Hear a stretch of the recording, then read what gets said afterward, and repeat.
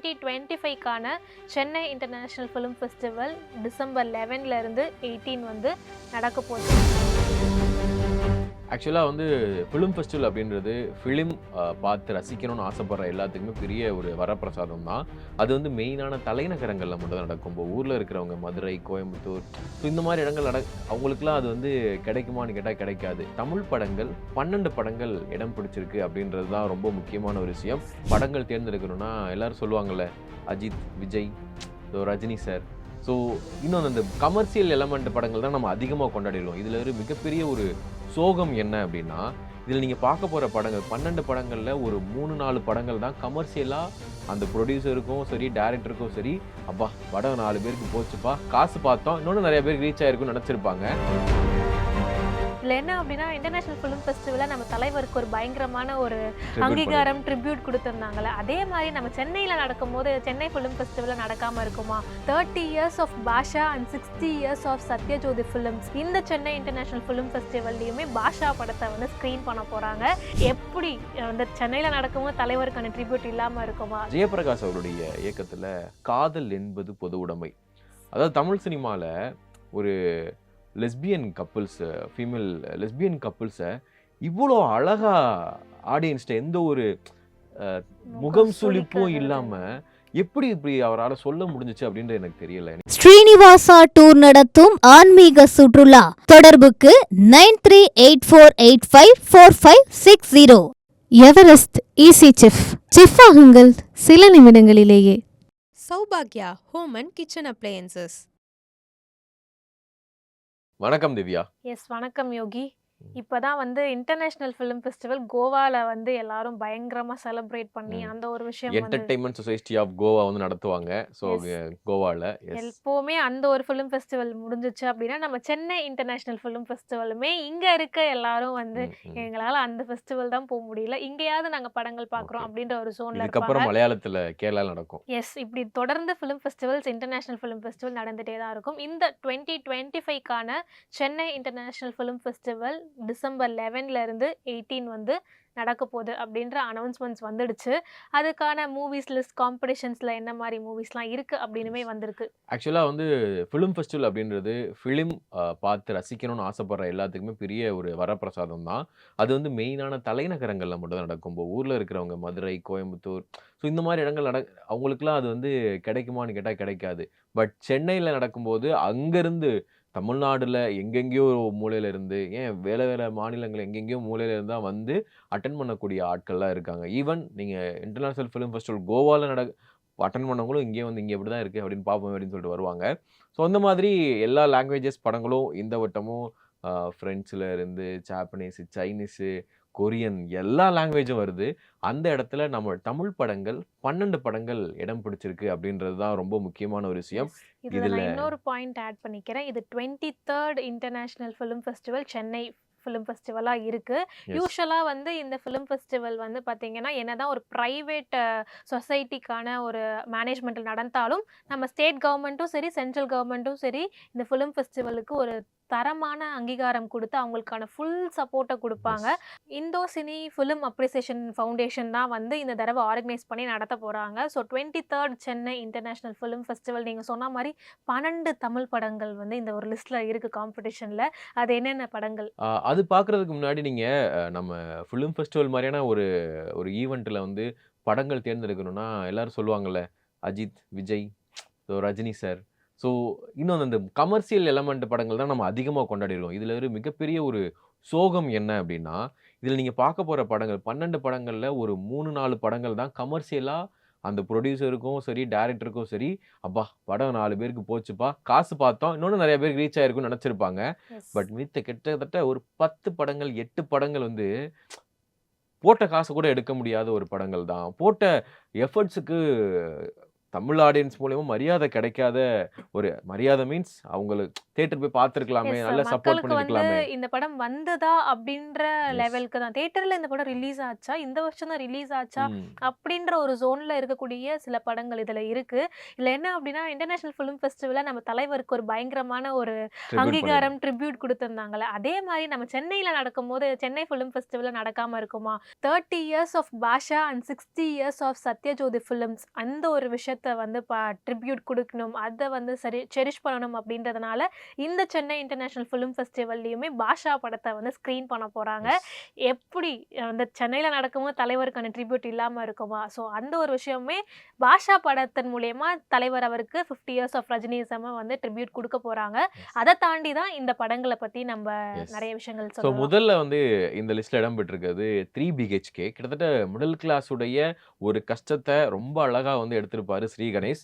So இந்த படத்துக்கான ஆக்டிங்கும் சரத்குமார் சாரா இருக்கட்டும், ஸோ சித்தார்த் யாருமே சித்தார்த் வந்து இப்படி நடிப்பாரா? ஐ மீன் இந்த மாதிரி ஒரு ரோல் எடுத்து அவர் இப்படிலாம் ஐ மீன் ஒரு நல்ல ஒரு பின்னுவாரா, இன்டென்ஸ் கொடுப்பாரா இன்டென்ஸ் அப்படின்றது கொடுப்பாரா அப்படின்னு யாருமே எதிர்பார்த்திருக்க மாட்டாங்க. பட் அது ரொம்ப ஒரு பாசிட்டிவான விஷயமா இருக்கட்டும். பல அதே மாதிரி பேருக்கு கனெக்ட் ஆன எஸ். படம்னு சொல்லலாம். இந்த 2025ல எந்த படம் பயங்கரமா உங்களுக்கு கனெக்ட் ஆச்சு அப்படின்னா கண்டிப்பா பல பேர் 3 பிஹெச்கே சொல்லுவாங்க. ம், ம். ஏன்னா ஒரு மிடில் கிளாஸ் ஃபேமிலியில இருக்கக்கூடிய எக்ஸாக்டான விஷயங்கள். அதுல சில நெகட்டிவ் விஷயங்கள் வந்து ஆப்வியஸா இருந்தாலுமே அந்த பாசிட்டிவிட்டி அந்த ஒரு எஸ். வீடு வாங்கணும் அப்படின்றது பல பேரோட கனவு அப்படின்றது ரொம்ப அழகா யதார்த்தமா காட்டியிருப்பாரு. ஸோ அந்த படம் இந்த ஓகே. ஃபிலிம் ஃபெஸ்டிவல்ல இருக்குன்றப்ப ஆமா. எல்லாரும் டூலெட் படம் எல்லாருக்கும் தெரியும். ம். டூலெட் படம் வந்து ஒருத்தன் வந்து வீடு இல்லாம ஃபேமிலியா இருக்கிறவனுக்கு ஒரு வாடகை வீடு கிடைக்கிறது எவ்வளோ கஷ்டம் அப்படின்றது ரொம்ப அழகா எதார்த்தமா சொல்லியிருப்பாங்க. அதுவும் இந்த படம் முடியும்போது கூட அவனுக்கு வீடு கிடைச்சதா இல்லையான்றது தெரியாது. ம். ஸோ அது ரொம்ப இந்த இப்ப பேசும்போது ஒரு மாதிரி கூஸ் பம்ப் ஃபீல் கிடைக்கும். ஸோ அந்த மாதிரி தான் கிட்டத்தட்ட 3 3 பிஹெச்கேவும் பிஹெச்கே. டைட்டிலே நம்ம பார்த்தா தெரியும். எஸ். அண்ட் ஜெயபிரகாஷ் அவருடைய இயக்கத்துல காதல் என்பது பொது உடைமை.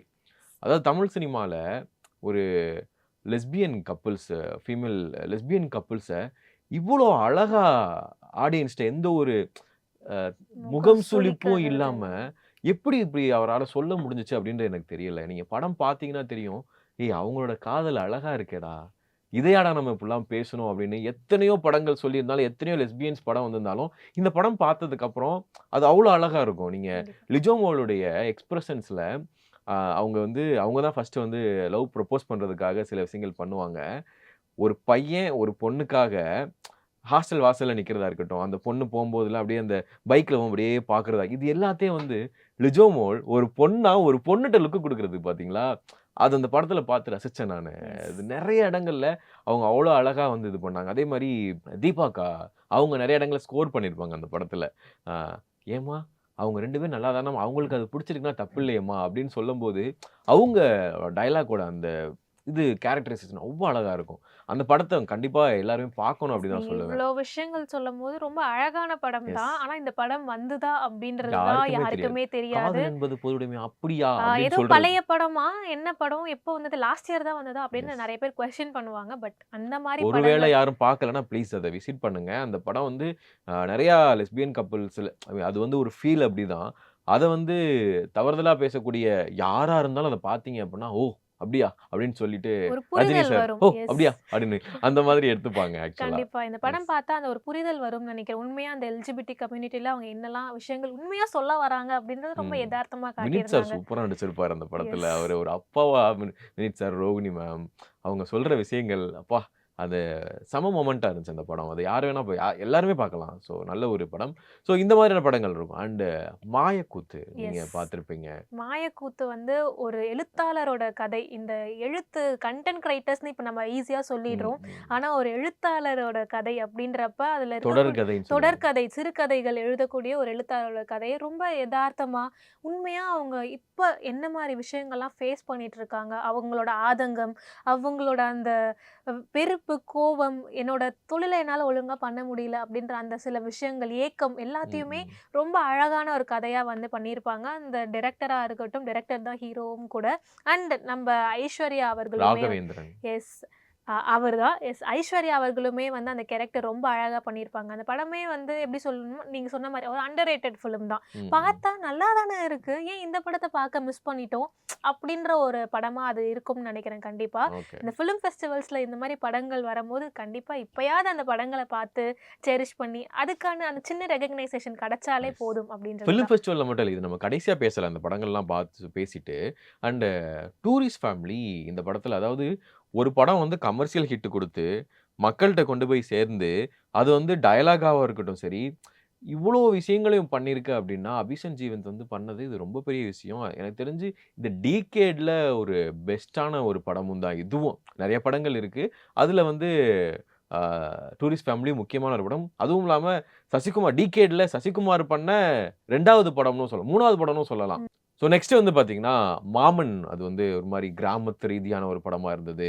அப்புறம் பிடிமன் ஒரு படம். அதுவும் ரொம்ப கிளாசிக்கலா நம்ம நம்ம ஊர்ல நடக்கிற சில விஷயங்கள பேசக்கூடிய ஒரு படமா இருந்தது.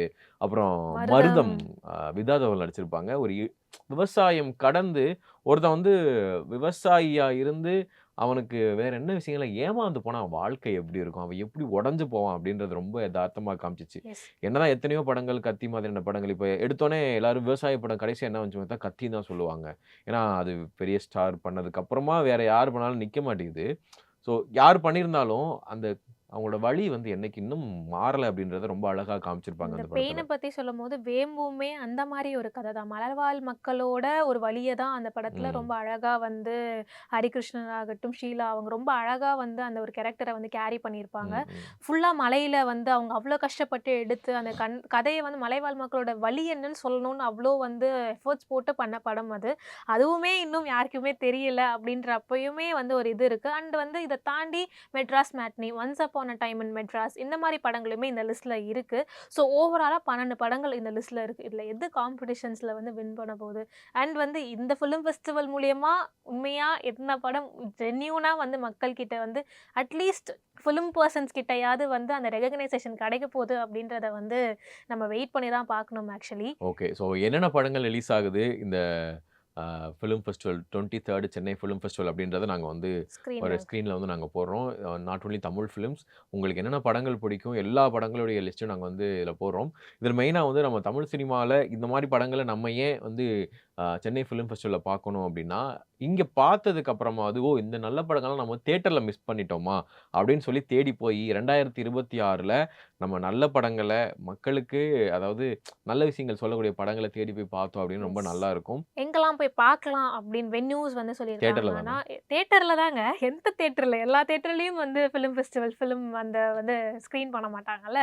PVR INOX, Sathyam cinemas, Royapet, PVR city centre, RK Salai இங்க தான் வந்து ஓப்பனிங் ஸ்க்ரீனும், எண்ட் ஸ்க்ரீனுமே வந்து சத்யம் சினிமாஸ்ல தான் வந்து இருக்க போகுது. ஸோ இந்த தியேட்டர்ஸ்ல தான் வந்து ஸ்க்ரீன் பண்ண போறாங்க. பிஃபோர் 10th வந்து இதுக்கான ரெஜிஸ்ட்ரேஷன்ஸ நீங்க வந்து பண்ணிட்டீங்க அப்படின்னா, 11th to 18th இந்த ஃபிலிம் ஃபெஸ்டிவல்ஸ நீங்க இந்த தியேட்டர்ஸ்லலாம் வந்து நேரா போய் விசிட் பண்ணி அந்த எக்ஸ்பீரியன்ஸை வந்து கெயின் பண்ண முடியும். Okay. Yes. Chennai film festival 23 நீங்க வந்து எந்த அளவுக்கு செலிப்ரேட் பண்ணீங்களோ, அது மாரி 24ல இருந்து அடுத்தடுத்து நெறைய இன்னும் அப்டேட் குடுப்பாங்க. ஸோ எல்லாமே மக்கள் கையில தான் இருக்கு அப்படின்றதுல எந்தவித மாற்று கருத்தும் கிடையாது. ஸோ செலிப்ரேட் பண்ணுவோம் சினிமாவ. Thank you so much Divya. Thank you Yogi. Thank you. Srinivasa tour நடத்தும் ஆன்மீக சுற்றுலா தொடர்புக்கு 9384854560.